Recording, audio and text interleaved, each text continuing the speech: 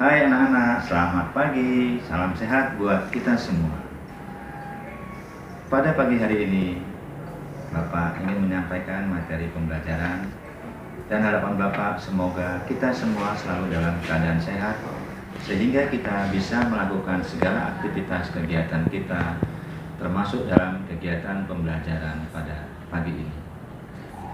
Dengan keadaan yang sehat, kita bisa fokus untuk mengikuti semua pelajaran yang akan Bapak sampaikan sehingga bermanfaat buat kita semua.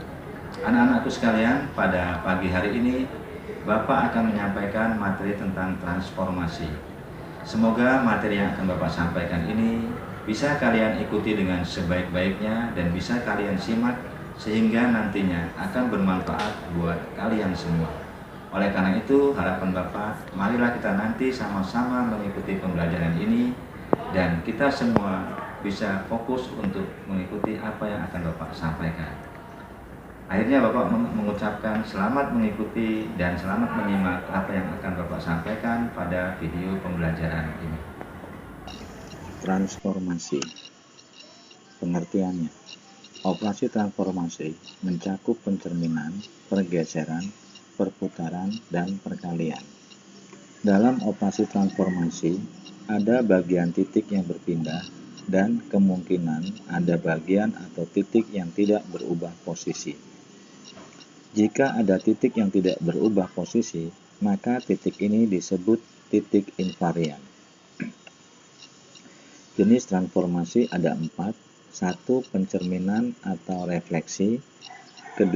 Pergeseran atau translasi. 3. Perputaran atau rotasi. 4. Perkalian atau dilatasi. Berikut kita akan membahas tentang pencerminan atau refleksi. Yang pertama, A. Pencerminan terhadap sumbu X.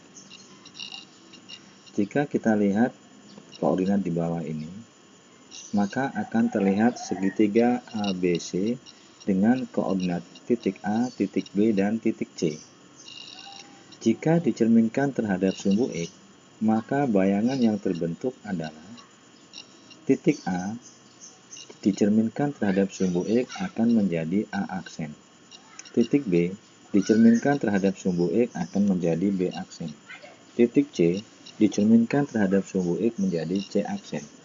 Sehingga bayangan segitiga ABC jika dicerminkan terhadap sumbu X, maka bayangannya adalah A aksen, B aksen, dan C aksen. Untuk lebih jelasnya bisa kita lihat gambar ini.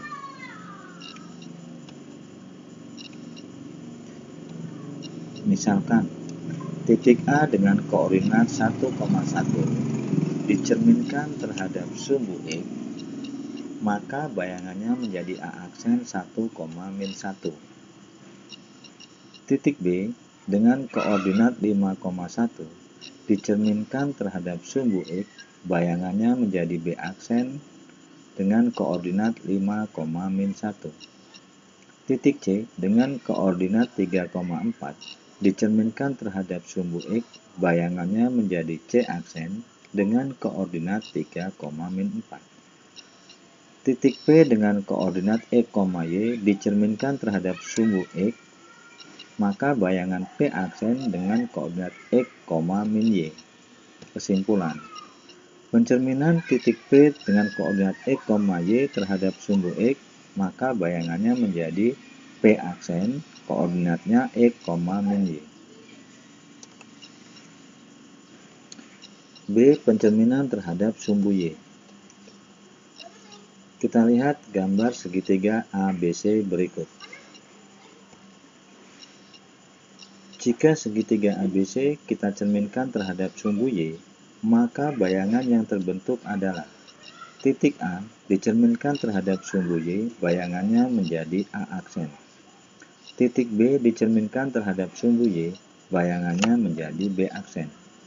Titik C dicerminkan terhadap sumbu Y, bayangannya menjadi C aksen. Sehingga bayangan bangun segitiga ABC dicerminkan terhadap sumbu Y, bayangannya adalah segitiga A aksen, B aksen, C aksen, seperti tampak pada gambar ini.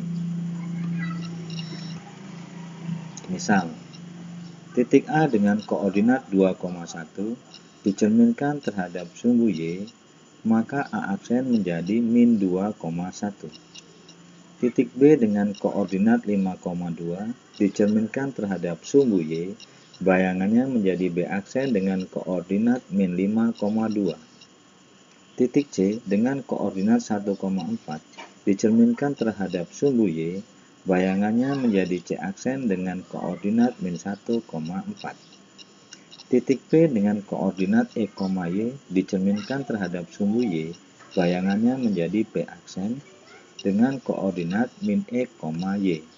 Kesimpulan, pencerminan titik P dengan koordinat E, Y terhadap sumbu Y, bayangannya menjadi P aksen dengan koordinat min E, Y.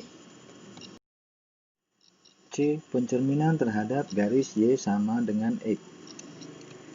Jika kita lihat bangun segitiga ABC, jika dicerminkan terhadap garis Y sama dengan X, maka bayangan yang terbentuk adalah titik A dicerminkan terhadap garis Y sama dengan X menjadi titik A aksen.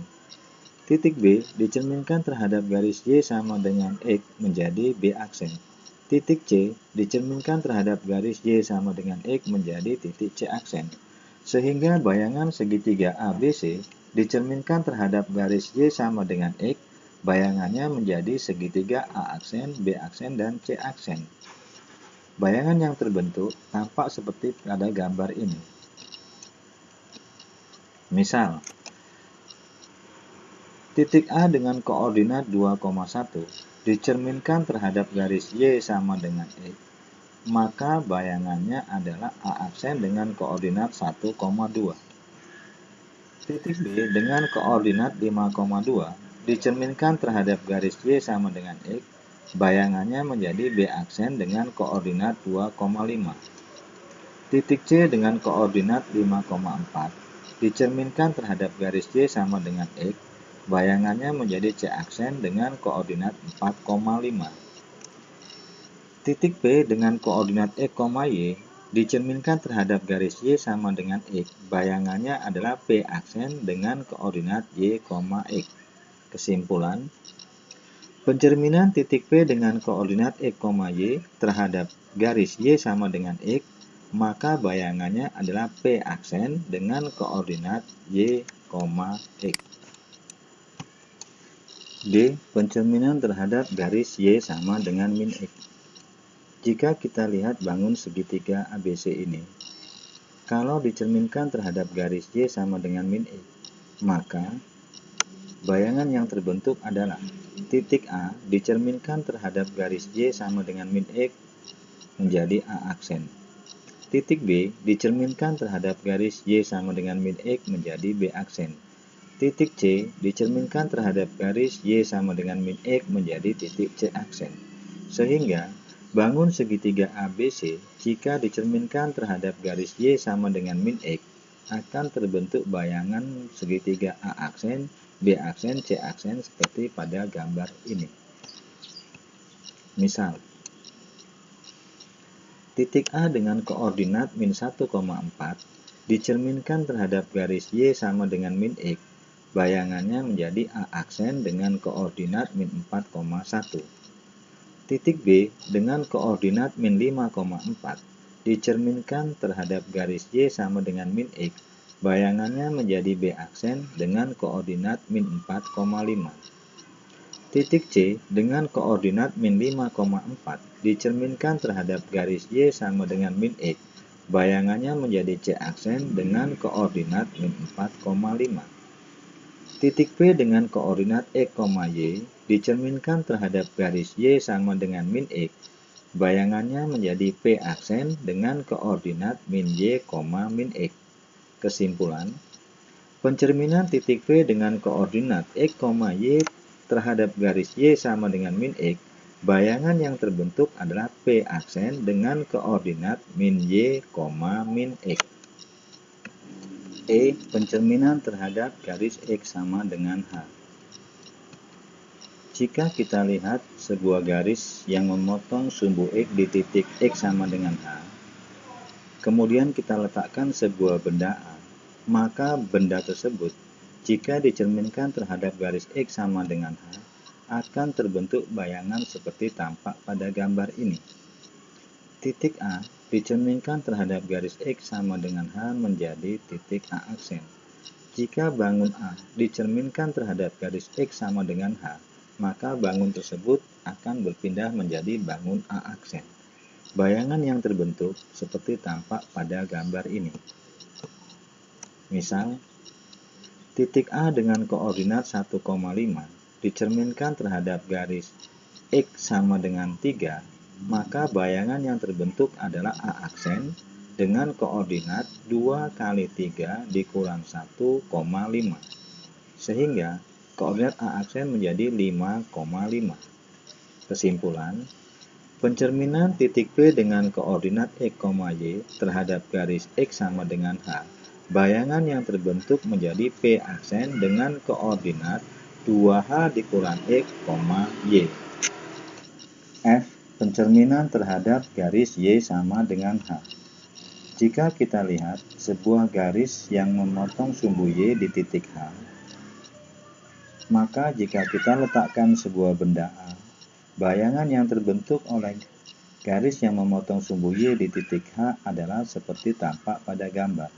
Gambar A akan dicerminkan terhadap garis Y sama dengan H menjadi gambar A aksen. Misal, titik A dengan koordinat 6,1 dicerminkan terhadap garis Y sama dengan 3. Bayangannya menjadi A aksen dengan koordinat 6,2 dikali 3 dikurang 1. A aksen sama dengan 6,5. Kesimpulan, pencerminan titik P dengan koordinat X, Y terhadap garis Y sama dengan H, maka bayangan yang terbentuk adalah P aksen dengan koordinat X, 2H dikurang Y. Demikianlah anak-anak materi yang sudah Bapak berikan. Semoga apa yang sudah Bapak sampaikan ini bermanfaat buat kalian dan kalian bisa memahami apa yang sudah Bapak sampaikan. Untuk lebih jelasnya kita lihat latihan soal berikut. Soal yang pertama, titik P dengan koordinat min 2,3 dicerminkan terhadap sumbu X, maka bayangan titik P adalah titik-titik. Untuk menjawab soal ini bisa kita lihat pembahasan sebagai berikut. Pencerminan terhadap sumbu X adalah titik P dengan koordinat A, B, bayangannya menjadi P aksen dengan koordinat A, min B. Maka, titik P dengan koordinat 2,3 jika dicerminkan terhadap sumbu X, maka bayangannya menjadi P aksen A, min B, sehingga titik P aksen menjadi 2,3. Jadi, koordinat titik P aksen adalah 2, min 3.